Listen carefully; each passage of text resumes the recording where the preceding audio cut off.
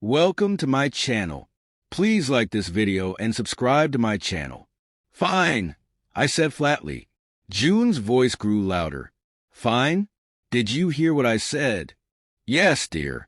You're going on a date this Friday with another man and you're okay with that. Her surprise was palpable. Not at all, but what choice do I have? As you pointed out, I don't control you. You're your own person. Your tone and expression make it clear you're determined to go through with it. So, what other option do I have? I'll be back. Don't let your fragile male ego get in the way. I love you, and I'll make this up to you. You'll see. So you know it's wrong, I replied calmly. What do you mean? I never said that. You don't have to. I deserve better. Will your parents and my parents agree with you? Gina looked down, unable to answer, clearly indicating guilt. I let the silence linger, sensing her inner struggle. You know as well as I do that they won't agree. You admitted what you're doing is wrong when you said you'd make it up to me. Why else would you need to make it up to me? If it were just lunch with friends or a haircut, there'd be no need. You said it because you know it's wrong, and that makes you an unethical person. Her voice wavered. But you said I could do it, she protested.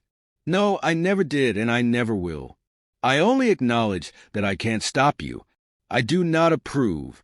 I wish you would stay with me or go out with me. We could go to the same restaurant and the same club afterward.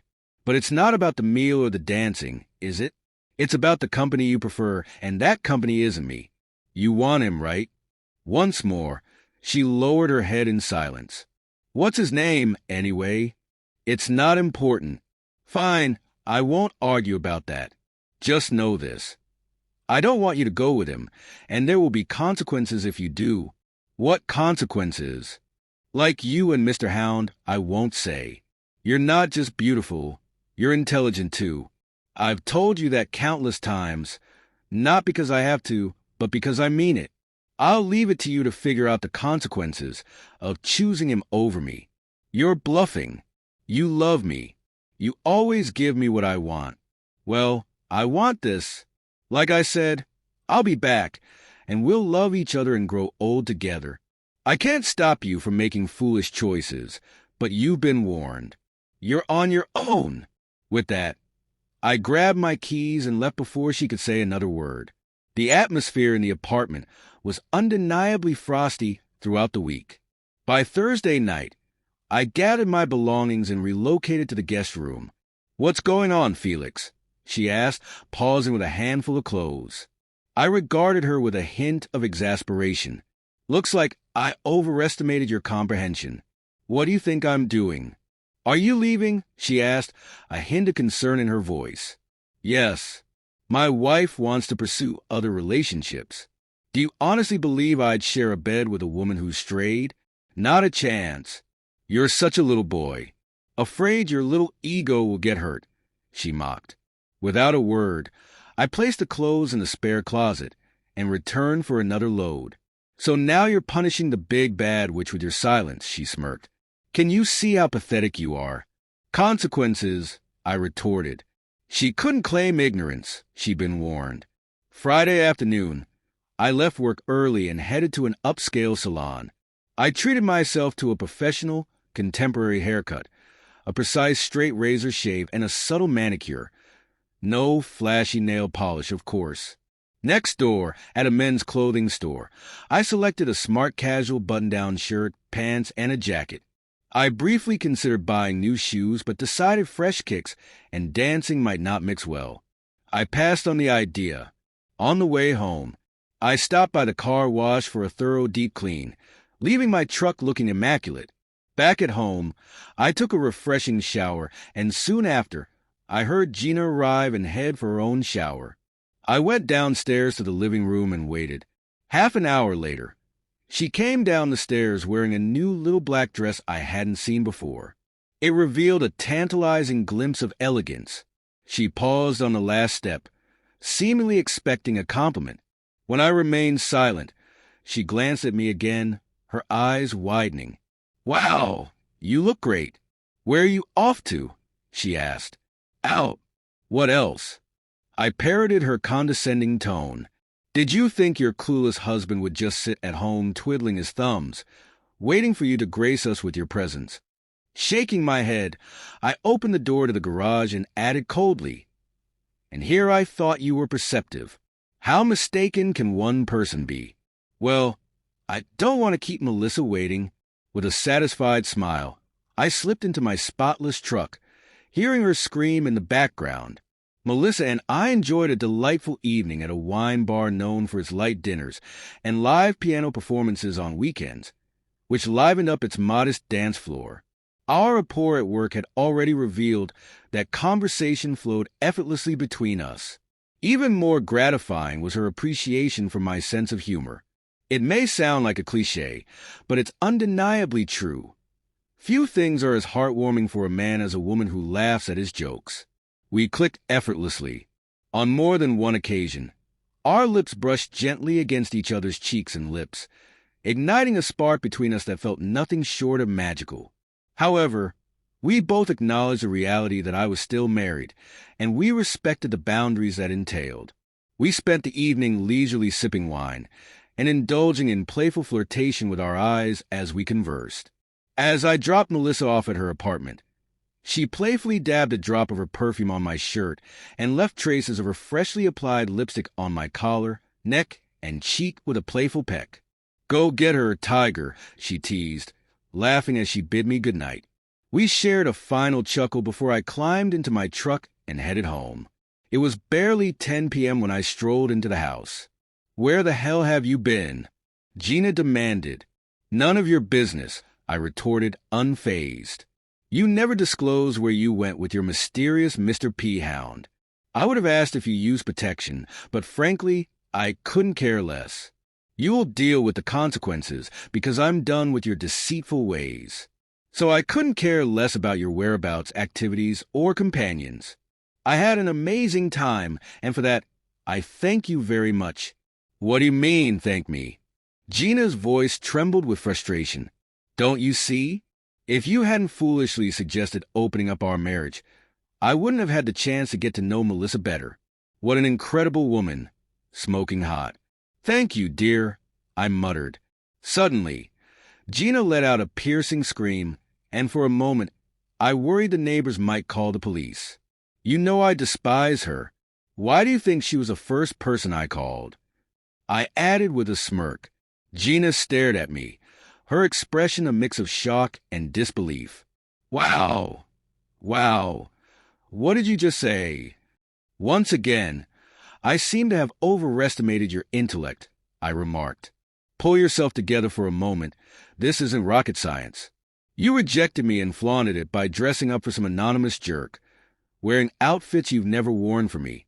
Now you're surprised that I followed suit? You altered the terms of our marriage against my wishes, and I simply mirrored your actions. The only difference is that I had the decency to tell you who I went out with. For some strange reason, you're too ashamed of your partners to reveal their identities. So, Miss Rocket Scientist, what exactly is your issue?" The wind was knocked out of Gina's sails, and tears welled up in her eyes. Without giving her a chance to respond, I pressed on. "Let me guess. Jack Robinson didn't sweep you off your feet like you'd hoped." Another squeal, this time filled with anguish, pierced the air. She clasped her hands over her mouth. "How did you find out?" Gina exclaimed. In a tone reminiscent of a game show announcer, I declared, "Once again, your intellectual shortcomings are laid bare for all to see. Consider this. You work in an office with at least 10 other women, and Jack is renowned as the biggest womanizer in the company.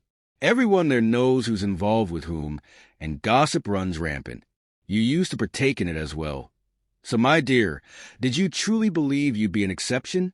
For over a month, several of your supposed friends have been informing me of your susceptibility to Jack's charms, suggesting you were not only falling for his manipulations, but..."